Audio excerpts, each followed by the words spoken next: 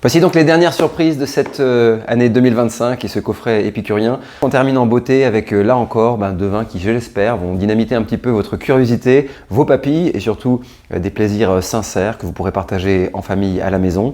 Le premier, c'est un coup de projecteur sur, encore une fois, une grande réussite de Mélanie Pfister, brillante vigneronne du nord de l'Alsace, avec une viticulture d'élite qui a repris derrière son papa avec panache la propriété familiale. Et bien là, on renoue avec un autre millésime 2023 et surtout une cuvée qui s'appelle Par, d'une grande gourmandise. Un assemblage Pinot Blanc, Pinot Auxerrois, désarmant de sincérité, de fraîcheur, de tactile. Franchement, quand j'y suis plongé dans la bouteille, je n'avais qu'une seule chose, c'était de boire un coup. En rouge, donc, on mettra un petit peu de soleil dans le verre et on apportera, je l'espère en tout cas, un petit peu de couleur à votre fin d'année avec un énorme coup de cœur dans l'appellation Patrimoniaux.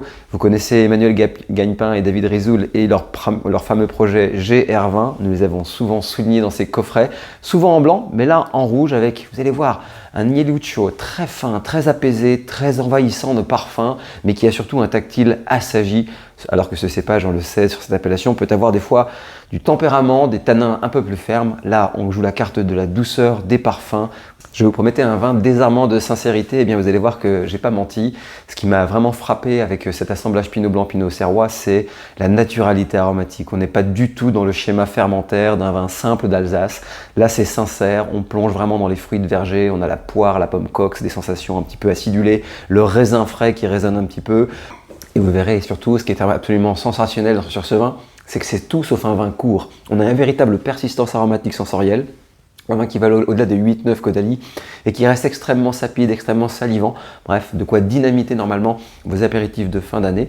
Mais si vous lui offrez aussi des plats un petit peu travaillés, un très joli saumon cuit à basse température avec une petite sauce à l'oseille, des choses comme ça, vous pourrez faire des mariages absolument remarquables, j'en suis sûr.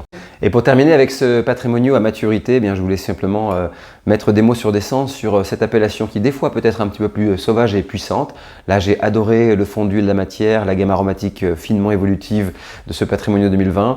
Ce qui me parle en tout cas aromatiquement dans ce vin, c'est le caractère un petit peu fumé, cendré, le caractère aussi d'herbes sauvages, d'herbes séchées, le fruité un petit peu dense. Mais ça peut être aussi un vin de feu de cheminée, puisque vous allez voir dans la rémanence aromatique, vous aurez presque envie d'un peu de cocooning avec cette bouteille. Et je vous promettais tout à l'heure, les tanins sont doux, pas du tout agressifs, totalement posés. Et on garde une forme de fraîcheur un peu chlorophyllienne qui vient derrière en rétro-olfaction. Ça fait penser bien sûr à ces grands vins italiens, bien entendu, que l'on peut trouver aussi en Toscane à base de Sangiovese. Encore une fois, David Rizoul et Emmanuel Gagnepin nous offrent un coup de maître.